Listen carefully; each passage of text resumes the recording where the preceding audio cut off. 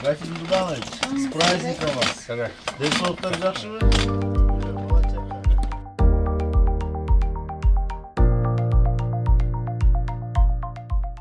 Президент Садыр Нуркожоевич сізге чоң саламын айтып, 100 000 сом ақчаны сізге беріп едім.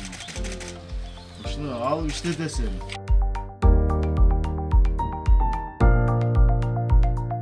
Шаардык кеңештин депутаттары 20 000 сом акча каражатын бөлүп берген.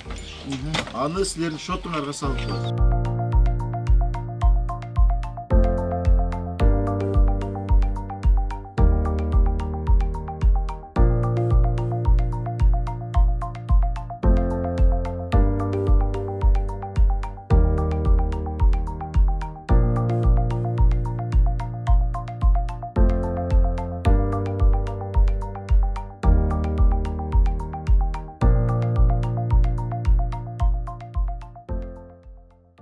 Жалал-Абад шаарында Улуу Ата Мекендик согуштун ардагерлеринен бирөө калган.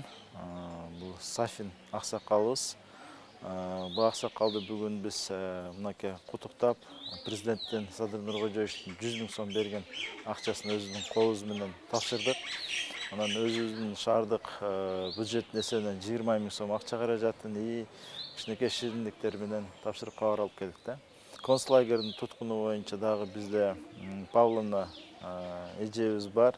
Ал эжеге да президенттин 100 000 сом акчасын берип, ошол эле жогоруда айткан 20 000 сом акча каражатын өздөрүнүн шотуна салып бердик. Биз жергиликтүү бийлик дайым булар менен тыгыз мамиледе, кандай гана жардам болбосун өзүбүз колдоо көргөзүп келатабыз. Эртең 9 май күнү дагы биз ушул сыймыктуу адамдарыбыз менен биргеликте Жеңиш паркында иш-чараларды өткөрүп, буларды өзүбүз техника менен алып келип, кайра апарып жагыда каралганда.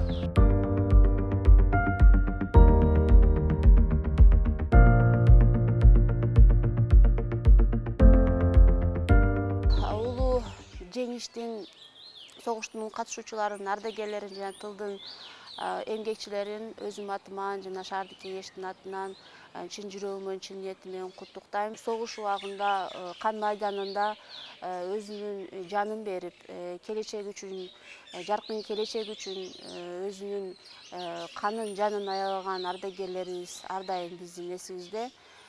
Тилекке каршы жылдан жылга ардагерлерибиздин, катышуучуларыбыздын саны арабыздан азайып баратат. Биз бир эле ушул 9 май жеңиш күнүнө эмес, ар дайым ушул биздин катышуучуларыбызды колдоп, кубаттап, жардам берип турганга биз милдеттүүбүз.